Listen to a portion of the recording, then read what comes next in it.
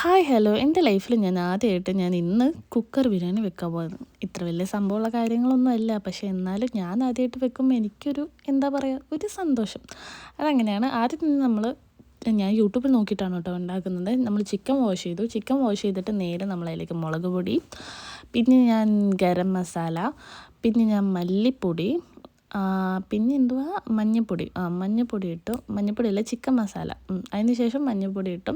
പിന്നെ കുറച്ച് കുരുമുളക് പൊടിയും പിന്നെ ആവശ്യത്തിന് ഉപ്പും കൂടി ചേർത്തിട്ട് നമ്മൾ ഒരു ചെറിയ നാരങ്ങയുടെ ഒരു ഹാഫ് നാരങ്ങയുടെ ഒരു നീരും എടുത്തിട്ട് നമ്മൾ മിക്സ് ചെയ്ത് നന്നായിട്ട് മിക്സ് ചെയ്തിട്ട് ഞാൻ കുറച്ച് നേരം മാറ്റി വെച്ചതിന് ശേഷമാണ് എൻ്റെ ഫ്രണ്ട് വിളിച്ചിട്ട് ഇവിടെ അടുത്ത ഒരു പ്രോഗ്രാം നടക്കുന്നുണ്ട് എന്ന് പറഞ്ഞത്.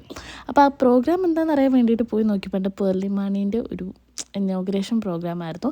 അപ്പോൾ ആ പ്രോഗ്രാമും കണ്ടു വന്നപ്പോഴത്തേക്കും രാത്രിയും ബാക്കി ഞാൻ വീഡിയോ എടുക്കാൻ മറന്നുപോയി.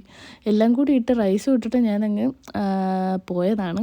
എന്നിട്ട് വന്ന് നോക്കുമ്പോൾ ഫുഡായിട്ടുണ്ട്. ഇനിയിപ്പോൾ അത് ട്രൈ ചെയ്യാനാണ് പോകുന്നത്.